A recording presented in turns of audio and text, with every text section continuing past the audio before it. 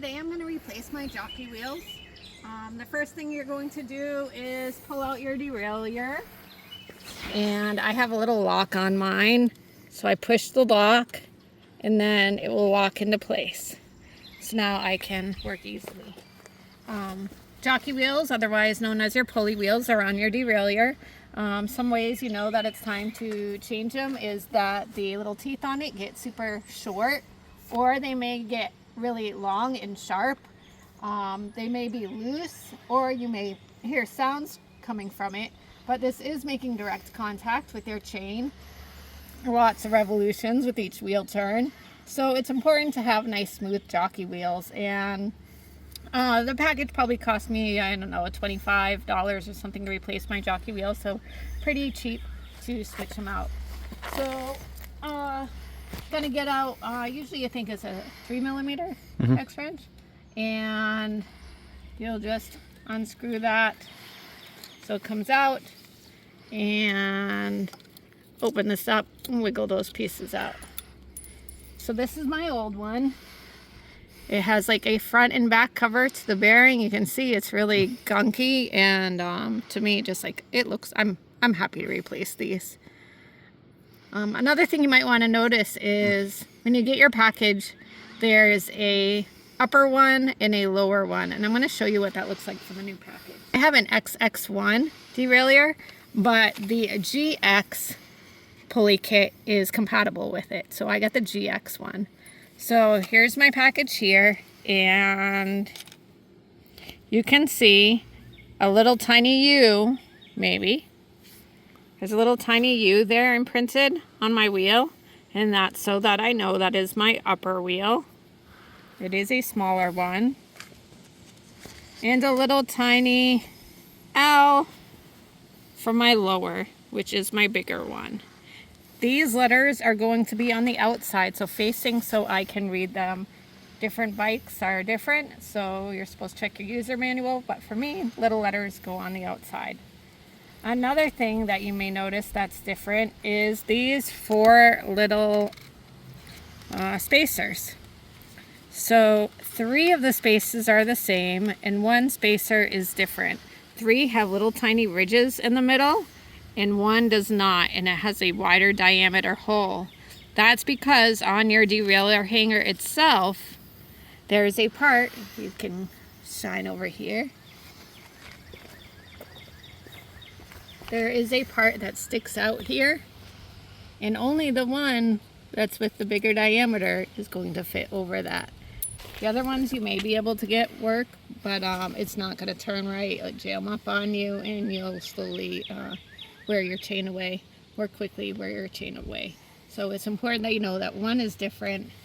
Again, 3 have ridges, and 1 is flat. Also, you got 2 different bolts. The blue one and the red one are different heights. They may be different diameters too, but for me, I definitely noticed that they are different heights. And the longer one is going to go on the lower, which is bigger, and it has a slightly thicker diameter, so I want to use that on the lower one. So next I'm just going to take off my other jockey wheel. Ta-da! You can see it's nice and filthy. Filthy! I love switching these out because yeah, I just feel like I have a new bike when I switch these out. Gross. Yeah, gross. Also, if you take off that cap and you see inside the bearing, it's like some type of leaves or grass or thread-like substance all knotted up in there. Yeah. Okay, next it says to give this a little clean, especially for me because mine's so dirty. So I'm going to use a spray degreaser, but you can use any type of bike chain degreaser to clean this up.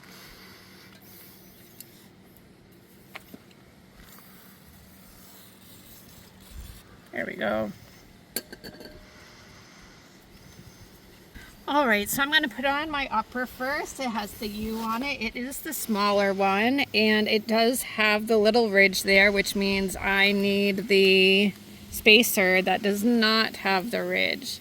The spacer without the ridge is going to go there, and the U is going to go out towards me. Boom, like so. All the rest don't matter, so you take another spacer, and like so. 2 screws again, one is longer and one is shorter. I'm going to save the longer one for the lower. You can do is use thread lock if the manufacturer says so, or just a little dab of grease. So I'm going to use a little dab of grease. Little dab of grease on. It says to tighten it by hand. And so be very careful not to over tighten, because this will stop your jockey wheel from turning. Okay, next I'm going to put on the lower jockey wheel. It's the bigger one. The caps are the same, so you can put on the caps. And put a little grease on there. Right through. There we go. And tighten it by hand. Oops, I missed something. Now, one thing you got to keep in mind here is the chain will need to go on the other side of this. So chain will go over here. That on the bolt. Other spacer on.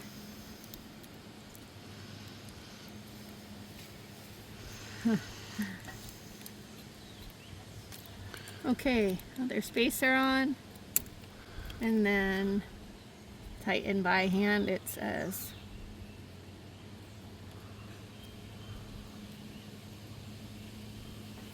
Okay, I'm just going to tighten up the rest of the way.